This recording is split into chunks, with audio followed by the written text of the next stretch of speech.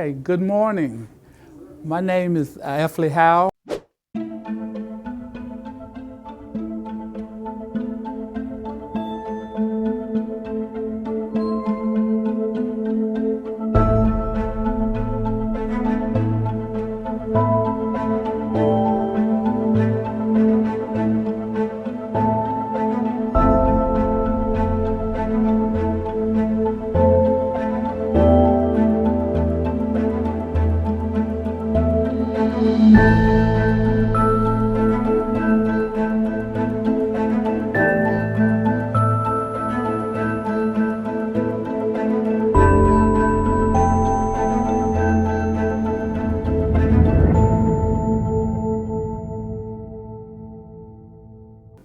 And Thankful Heritage Museum is a 501c3 nonprofit organization that uses a spectacular traveling Black history museum full of African American artifacts and workshops to teach Black history.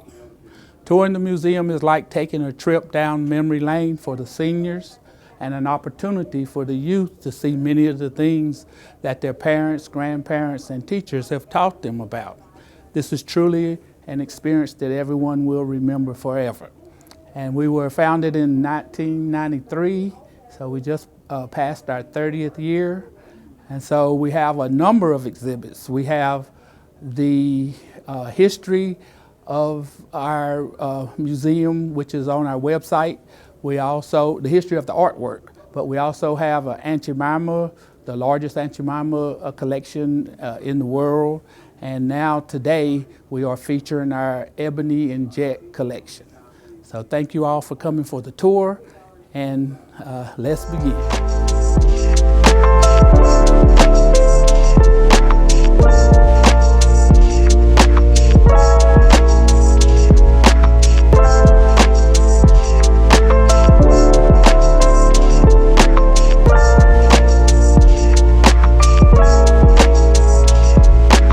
And as you come through the hallway here, this is like the corridor of the old newspapers and magazine stands.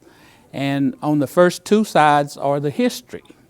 And so we'll have many people like Mary McLeod Bethune, Marion Anderson. We have the March on Washington, Dr. King, Malcolm X.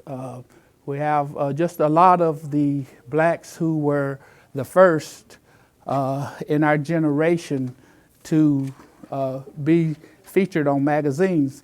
Because Life in Ebony would not put us on their magazines, John Johnson decided that he would start the Ebony and put us there. And our second feature here is the sports on both sides. So we have like Michael Jordan, Mike Tyson, all the Olympics here, but over here also we have Joe Louis, and we have, yes, Cassius Clay, Jack Johnson, Willie Mays.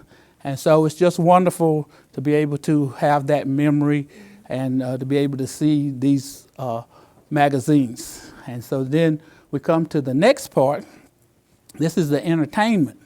So we have the Supremes, but we have like Joe Louis. We have Billie Holiday, which is one of the only places you'll see her, as well as Josephine Baker on a magazine. And remember, a lot of this was during the Jim Crow days. And so a lot of these people excelled at times where they were not allowed to go into the front of the restaurants or use the restrooms. And so it is just great to have that history. And over here we have people like Erykah Badu, Tyra Banks. We have the first TV people here with like Flip Wilson, Sanford and Son, the Jeffersons, Good Times. And it's just wonderful to have a throwback to the days of the history of TV. And a lot of times in TV, when it first started, they would not have Black people on at all, and there were no Blacks on commercials. So it's just wonderful that John Johnson was able to produce this, and he wasn't able to do it by himself. His wife and his mother also helped. So here we have some of the hair care, the ultra sheen and afro sheen, some of the later jerry curls and blowout kits. So it's just some of the history of the early hair care, which we'll touch on later when we get to the fashion fair.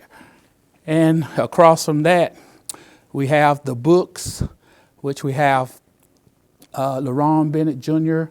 A lot of times the education that we were teaching at that time, unless we wrote our own books, then we were not shown in the way that showed us in a more positive image. A lot of times it was like Little Black Sambo, Tarzan, Our Gang with the Little Rascals. But here we were able to go in depth. We was able to have our history, not only have it, but John Johnson had books that produced other books for other authors. And so it was just a wonderful addition. And while we're on this table, we'd like to say that the first one here is where the edition with Emmett Till in it.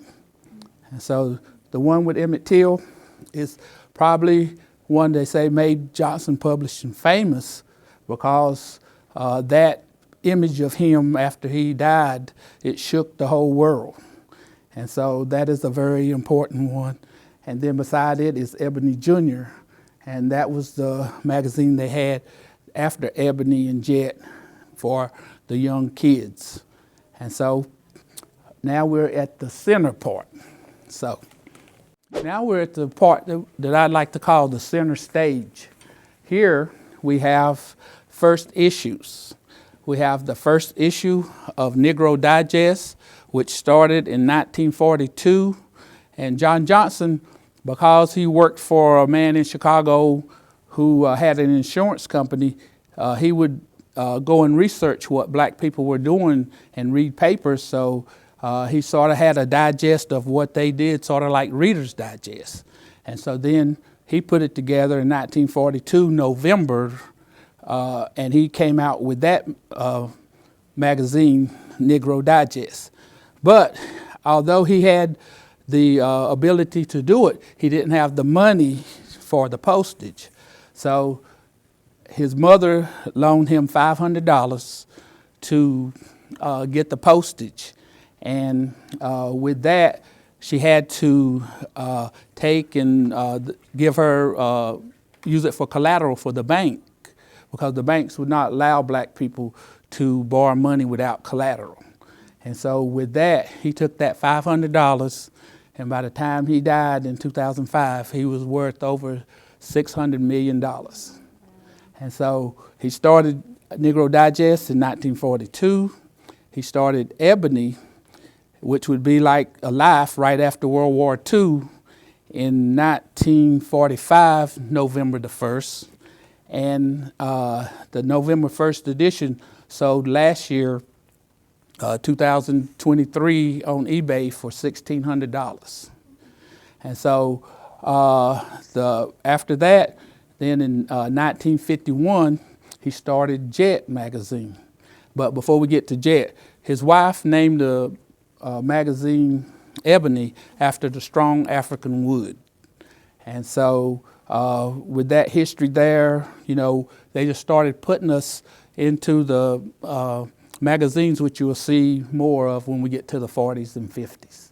And so, and then in 1951, they wanted a pocket-sized, quick read magazine, and that's when they came out with the Jet magazine, again in November. So him and his wife, they started that. And as you view the stage, center stage here, and as we look up, you'll see the Negro Digest, and that's the first few years of Negro Digest, which it was printed with no colors, but then you'll see Jackie Robinson, Marian Anderson, and Joe Louis, and then you'll come on and Langston Hughes and Malcolm X, Zora Neale Hurston, and other people are there. And then as we move over to the Ebony, the Jackie Robinson was one of the most famous ones, but the other issues besides the first black to win the Miss America, The other ones are the 20th year, 30th, 40th, 45th, and 50th year anniversary issues.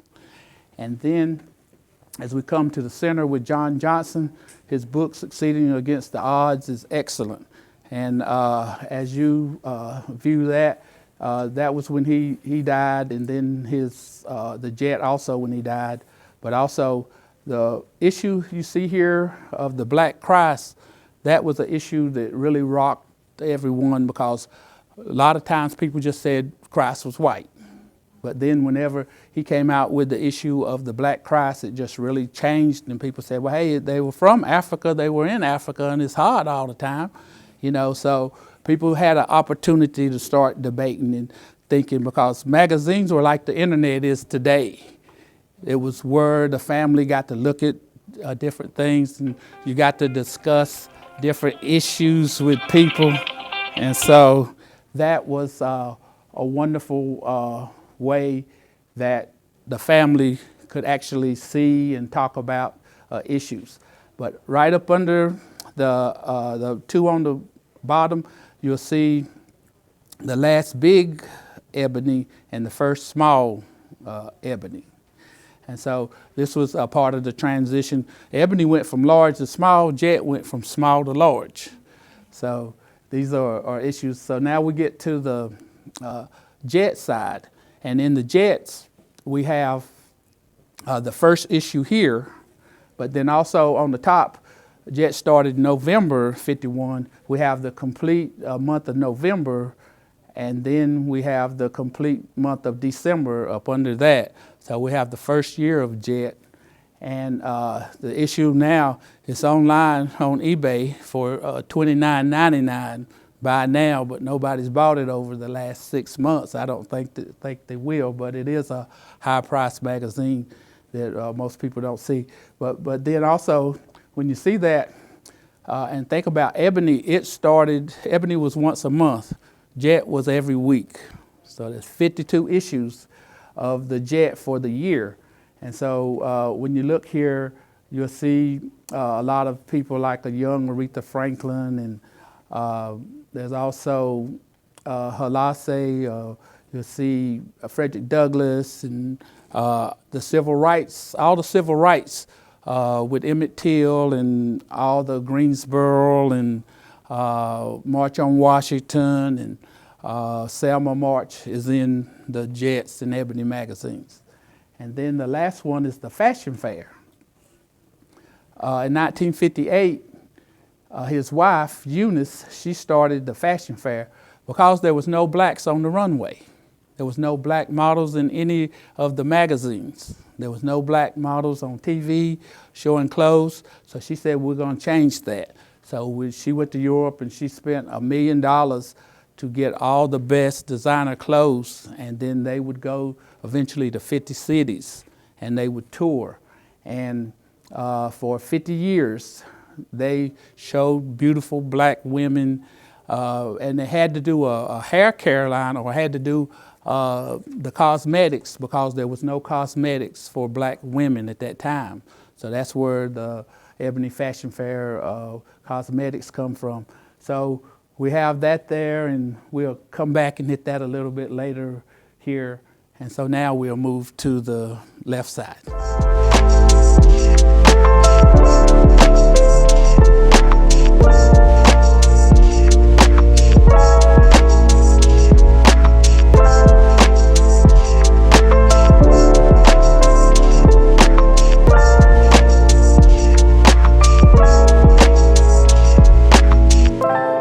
Here we have the first years of Ebony magazine.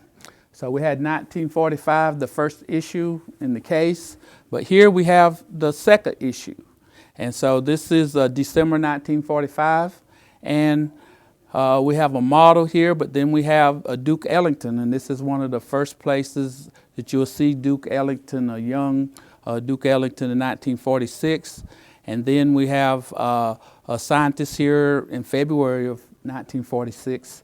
And then Lena Horne, she was on the first cover, the first color cover of Ebony magazine in March 1946. And then we also come back with another model, and we showed other people, including sports. And then they brought Lena Horne back again here because she was the leading African American star actress at that time.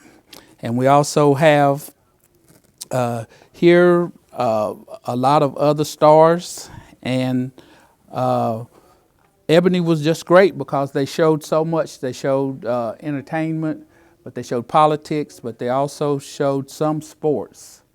And as you look and see, it's really great. The Jets showed a lot of the models, and as you see here, we have Dorothy Dandridge and Nat King Cole, and we also have Ralph Bunche here.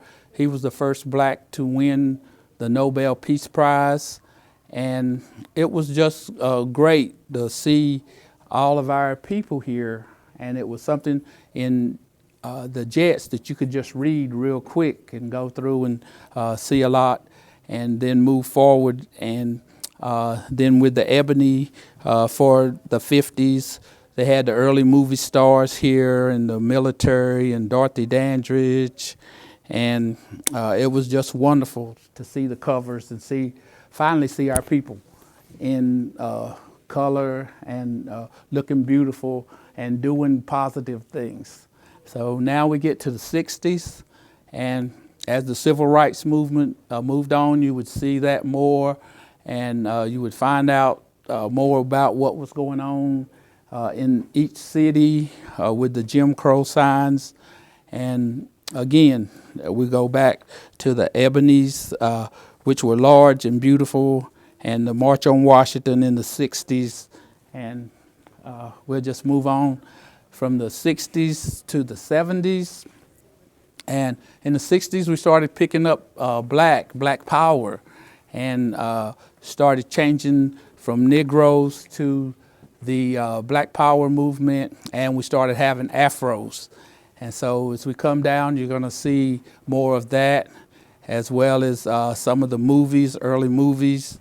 And we just want everyone to understand and see that this is our history, and although it's not in paper anymore, it is online. So we want everyone to know that we can still bring it up, but it is good because these are our antiques, our collectibles. And if we don't do it, then no one else will. And then as we come from the 70s to the 80s, we start seeing more blacks who are on television, and we go into more of the Jacksons and different people, Jane Kennedy, different movies and TV stars, Arsenio Hall. And then this was the change. They were changing from the larger editions of Ebony to the small editions of Ebony. And also in the 70s, around 77, they started changing from the smaller editions of Jet to the larger editions of Jet. Not only would they not put us on their covers, the main magazines, the white magazines, they would not put us in any type of advertisement. So these are some advertisements from the 40s that was on the back of the Ebonies. And you would see Joe Louis, Jackie Robinson, Nat King Cole and his wife. And so this was the only place you would really see our stars. And then here we have Sam Cooke. This is the only place you would ever see him in an advertisement. And so it was wonderful. And then some of the others are some of the 70s and 80s that the cigarette tobacco companies put us in their advertisement, because John Johnson said that if you show us in your advertisement, our people will buy the products. And so that was a wonderful thing. So as we move on, this is one of the artworks that we've intentionally put in here, because most of the time when women would go to the hair salon, they would read the Ebony and Jet magazines, and the same in the barbershop for the men. So that painting was just wonderful, and a lot of people have talked about that. And as we move on down, this is just a display here of some of the history that we have. And like we have Jill Scott, and it just shows her through the years here. We have Denzel and some of the covers he was on, as well as Prince. And of course, Prince is in all purple, so everybody that knows Prince knows about that. And then we have the Williams sisters and their history. We have the President of the United States and and his family, and the first African American out of Chicago. We also have Jesse Jackson on the first three in his run for president. And we have the March on Washington and Louis Farrakhan, who also went to Winston-Salem State. And he was a calypso player over there before he changed his name and became a leader in the Nation of Islam. So here we have just a lot of the magazines, just a lot of different ones where you can go through and you can see just different things that people have told you about, you talked about, or just different people that you would be able to say, well, hey, I remember that movie, or I remember seeing that on TV. So it's just a trip down memory lane, and we just like for people to come through and see. And then here we have the Jacksons. And so with that family, it's a real little Janet Jackson and a Michael Jackson. And it's just a trip where you can see through the years how they were portrayed. And it's wonderful to be able to portray people while they're still alive. And although Michael's the only one that's passed, but the rest of them are still alive, and they were caught beautifully in the pictures and the articles by Ebony and Jet magazine.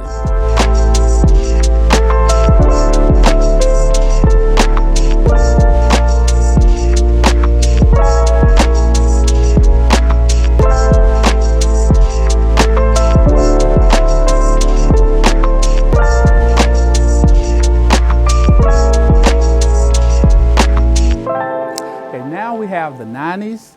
And as we moved into the 90s, there was a lot of things that were changing. We have Oprah Winfrey, we have the Olympics, and Halle Berry and Shaquille O'Neal, and just a lot of history there that was captured week to week.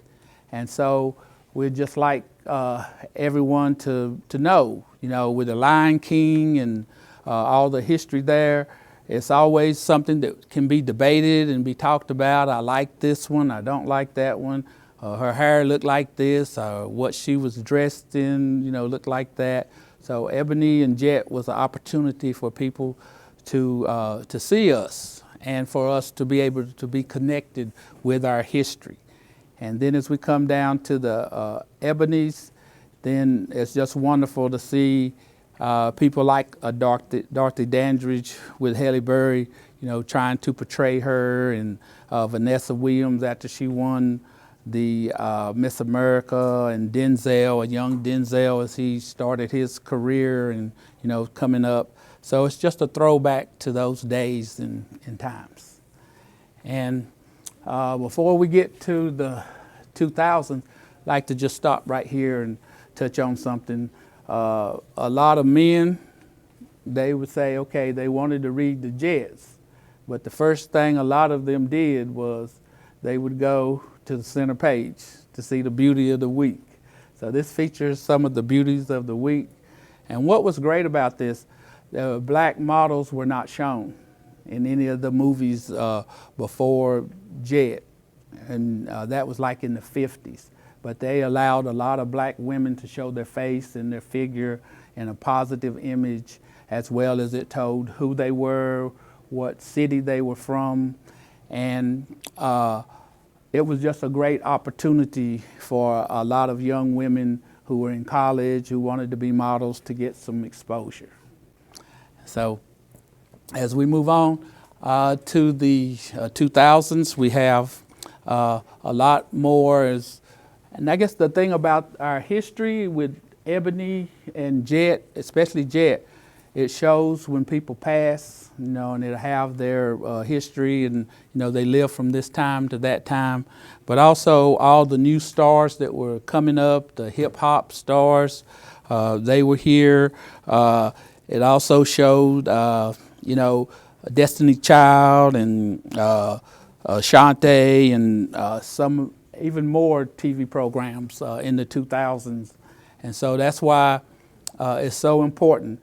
And one of the things that I really want to stress with this is that although those other magazines are hard to find and purchase, now it's hard to get the 2000s because now that they no longer have the hard copies, then it makes it even harder to get those and have our history like Frankie Beverly and things that are going on now.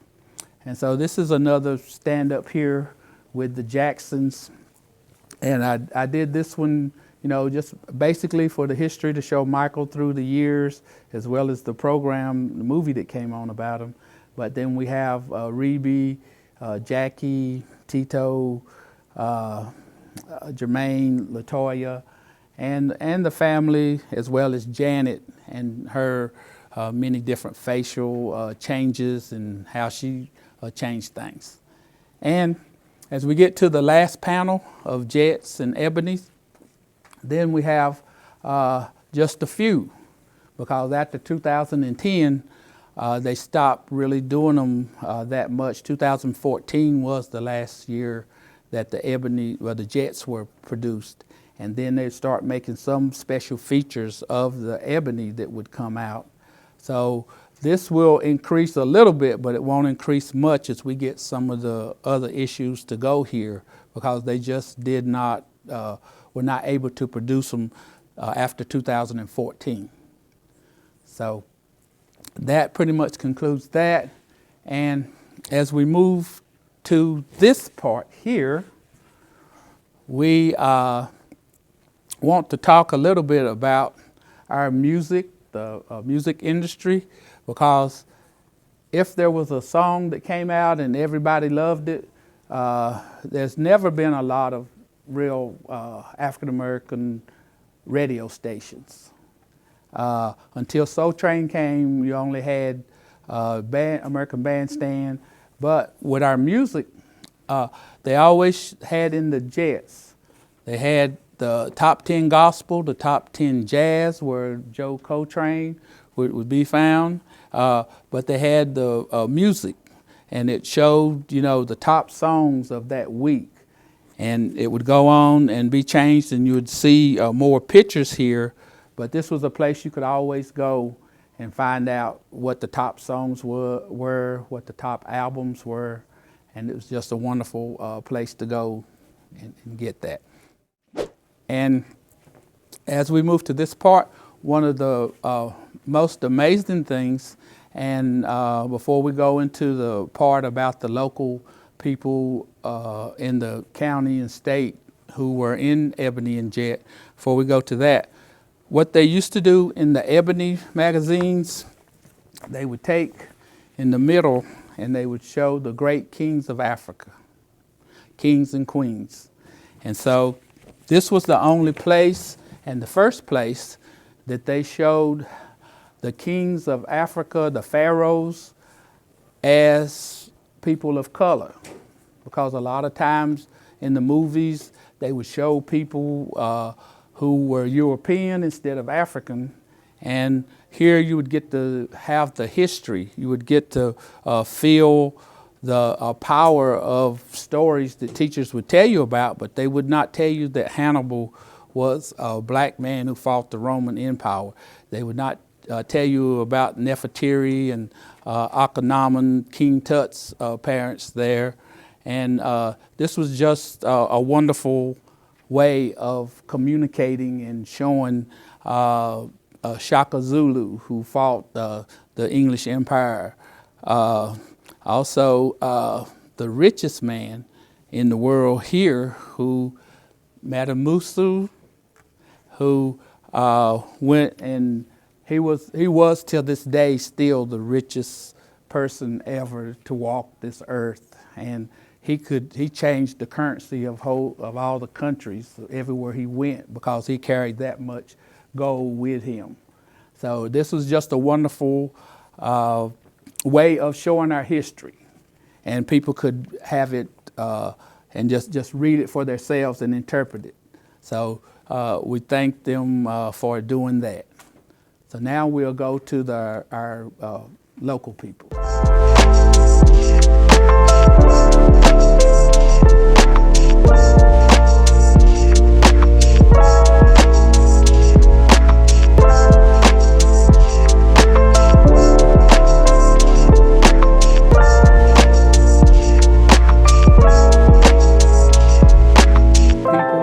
Who were in Ebony or Jet magazine. So the first person we'll cover is Charlotte Hawkins Brown, which was really a feature on the finishing school, and it was for the wealthiest families and children in highly rated Palmer. It taught them to become ladies and gentlemen. And so now it's the state historic site, and it's down near Burlington. And so if you haven't been there, it's a great visit there. And so the students at Palmer, they were special during the Jim Crow days. They would actually let them in places they wouldn't let a lot of people because they were from rich families, and they were just people who were taught how to eat and how to do things on a higher level, and a lot of restaurants wouldn't let them in their establishments. And Palmer was just a great place, a great finishing school, one of the only ones in the United States. And then from there, we have Sarah Lou Harris. And Sarah Lou Harris, she was from North Wilkesboro, where I'm from. And I'm happy to say that. But Sarah Lou Harris, she started at Lincoln Heights, which is celebrating their 100th year this year, and I'll be speaking up there on that. But she went to Charlotte Hawkins Brown, and then after that she went to Bennett College, Bennett Women's College, and so from there she went to New York, where she became a famous model. And after she became a famous model there, she married an ambassador from Ghana, and so during the 60s, she was able to and invited to the White House, and she was one of the only black people who could come to all the festivities and meet the president at the White House during the 60s. So from there, we'll go to the Fultz Quads, and the Fultz Quads were born in 1946. They were from Reidsville, North Carolina. They were the only identical quads in the world. And at that time, their mother had already had 7 kids, and she was deaf and mute. And her husband also could not read, but she had these quads, and they became world famous, and Pet Milk sponsored them. Matter of fact, they built extra room onto their house and had a big picture window where people would line up for miles to just walk by that picture to look at them. And Pet Milk would give them ice cream and stuff like that. But these are the Fultz Quads, and they were featured in Ebony magazine throughout their life. And they went on to go to Bethune-Cookman, and it's a wonderful history there. And then on the other side, we do have a couple of people here, and we have John Coltrane, excuse me, and he was in Ebony magazine and Jet magazine from North Carolina, and he's from High Point. And then we also have Robert Brown, and Robert Brown, he was a very famous and powerful black man who still lives in High Point, and Stedman, Oprah Stedman used to work for him, but Robert Brown, he was with Nelson Mandela, Oprah. He's just a very powerful individual who still lives in High Point. Okay, so now we'll move to the other one.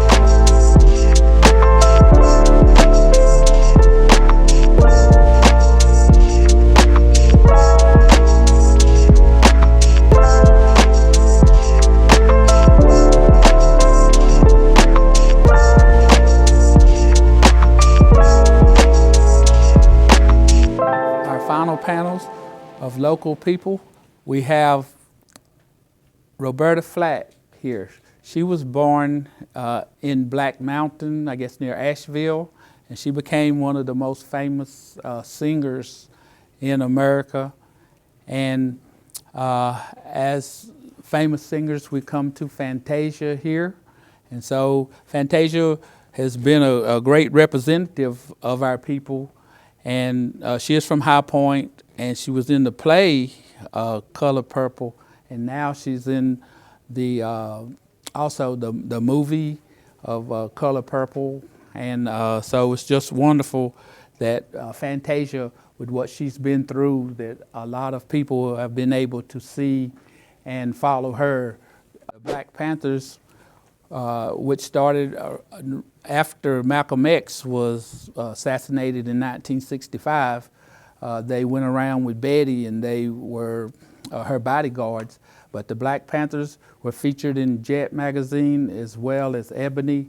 And this is just a few of the magazines that showed them on the cover. And Winston-Salem had a chapter of the Black Panthers. Pam Grier. And Pam Grier was one of the first movie stars who, when they started making the black movies, and she was from Winston-Salem. And so she's still making movies today. And so she was just one of the first black models that were sex symbols that were out there, and very powerful, because she was one of the first ones that were beating up all the men and doing things like that instead of playing the victim. So she really helped change that culture, and that's real black women power there. So, okay.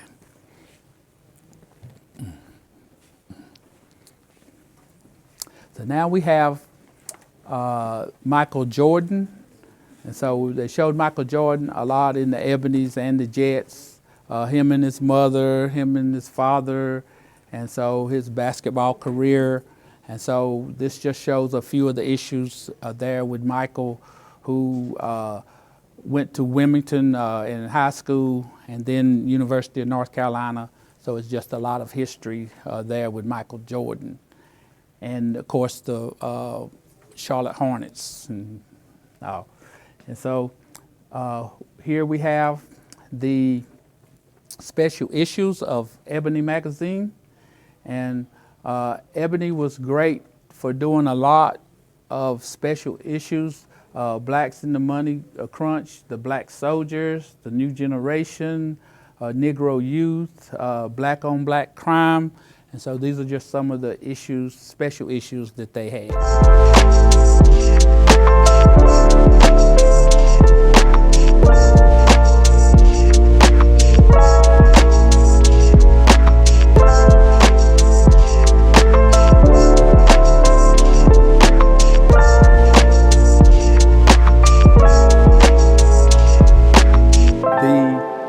Black College Campus Queens. One of the best things about Ebony magazine is they always had issues on the black HBCU Campus Queens, and it would show each queen for each college every year that they were produced.